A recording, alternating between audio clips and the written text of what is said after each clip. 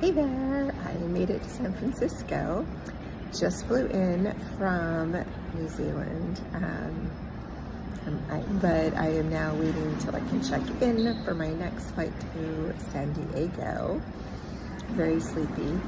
It should be like about 4 o'clock in the morning in New Zealand, so I should be sound asleep, but no, I am not. I am going to readjust to this time zone. That's probably one of the trickier parts about flying. It wasn't too bad going there, but I have a feeling coming back, it's different. But here I was living in the future. Now I haven't back in time, so that's kind of a crazy thing. Leaving Auckland at pretty much 2 o'clock in the afternoon on a Monday, and then arriving on the same Monday. So that's the craziness of time zone differences. But one of the things that kept coming in my mind that I wanted to talk about in between my flights is the power of free will. So for those of you that have been following along, I made a decision to go to Auckland with the plan of being there for 30 days to a month. Well, within about 7-10 days, I was feeling like I did what I came for. I've been here, I'm good.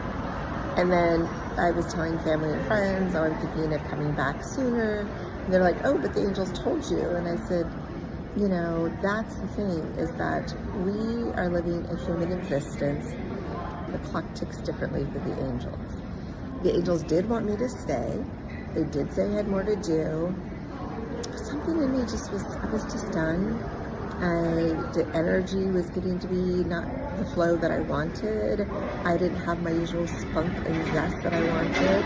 I'm sure the sunshine is necessary for me. I'm used to my super sunny climates. And there was beautiful sunshine for sure, but there was also rain and cold and wearing lots of layers and everything. But the part that I really wanted to emphasize was the free will. So when I do angel readings on people and I'm psychically gifted, and yes, I do get powerful messages, but the important thing is that this is a great example of when we still get to choose our human existence. The angels gave me great advice. They got me there. They gave me some goals and things to focus on, and I accomplished them all a lot faster than originally anticipated. That's the big difference. Also, there comes a time when you just have to listen to yourself. You can't have other people, angels included, be overly influencing your decisions. There's a moment in time when you just say, yeah, I'm ready. I need to go do this. Or I'm ready to move past something. Or I'm not ready, even if you know spiritually you should. It's so crucial that we take the time out to pause and reflect, but also remember we have complete control of making different decisions. I have a feeling there'll be moments I'm gonna kind of regret leaving. It was kind of emotional leaving. I did feel I was leaving early, but I was struggling with what I was else to do. I'm ready to go to my next chapter, I'm ready to focus, and maybe I wasn't as ready to look at some deeper thoughts and deeper feelings that I needed to process.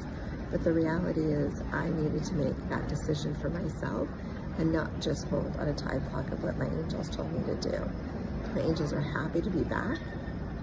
They were kind of getting a little done, but they also knew that there was more coming. But again, when angels are giving advice, there's a lot of moving parts. The people I was supposed to talk with or see or meet weren't quite working at the pace that the angels had expected them to work at when we originally put this all together.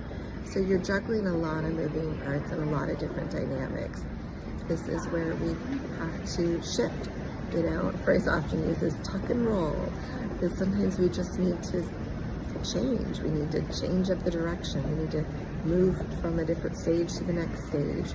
We need to change up the plan. So one of the most important parts about you following your angel journey is being flexible, being open, being communicative, and understanding that your angels can give you all the feedback, all the guidance, everything that you've been looking for. But implementation is key. You do have free will. Sometimes your lessons are coming in a different order than they had anticipated. sometimes it's just not meant to stay in one place. It's got a bag of mixed feelings. I really just wish I had felt I could stay longer because it was beautiful, it was wonderful, it was incredible. I just was feeling like I was spending way too much time by myself, too much time kind of anticipating my next move, and it's very difficult working and building my business with such a huge difference in the time zone and connecting with family and friends. It just became more mental work of checking so many variables than actually just doing the work that I wanted to be doing. So I just want to encourage you, remind you that you have free will. Even as psychic and giftedly talented as I am at talking to the angels, I too will hit moments where I'm like, you know what, guys, I know this is what you want to do, but I need to take a different direction. And your angels will support you. Your angels will guide you. They will listen to you. They will make the pivot. They will tuck and roll with you. They're part of the journey. They never want you to give up your ability to make your own decisions, your ability to decide what's right for you. Or also sometimes they're ready for you to grow faster than you are. There are times that you're not really ready for what's next. You're not really feeling what's next, but you also know that's just your own personal growth and your personal journey. It's hard to be that vulnerable. It's hard to put ourselves out there. So I want to encourage you and support you in this next level of awareness.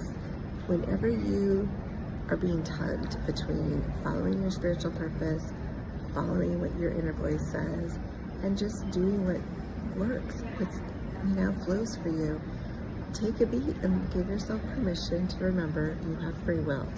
So let's keep this conversation going. I'd love to hear about your free will decisions when you make different changes, because you find no matter what advice or suggestions, friends and family can give great ideas and tips and things, but it still comes down to you are the person who has to live this life. You are the person who has to see this information through. You've got to make the adjustments. It was hard to leave, but it was also the right time for me to leave. I'll find out what else it was that I left too early to find the answers. I think I did as much growth as I could handle at the moment. I think I have more to reflect on and process and move on, but I'm also really ready for my next chapter, and I am so looking forward to what that entails. So let's keep the conversation going. Like, comment, and subscribe, because I got so much more coming your way.